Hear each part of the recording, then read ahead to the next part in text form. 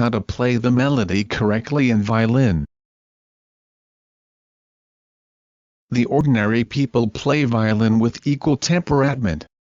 Thus all semitones are exactly the same interval, which is very unnatural.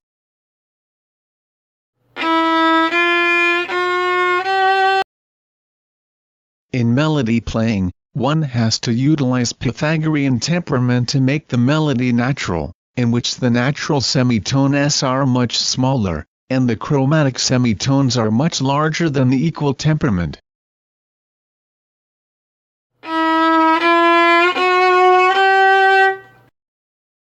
To play semitones in slur, closer intervals make them much more elegant.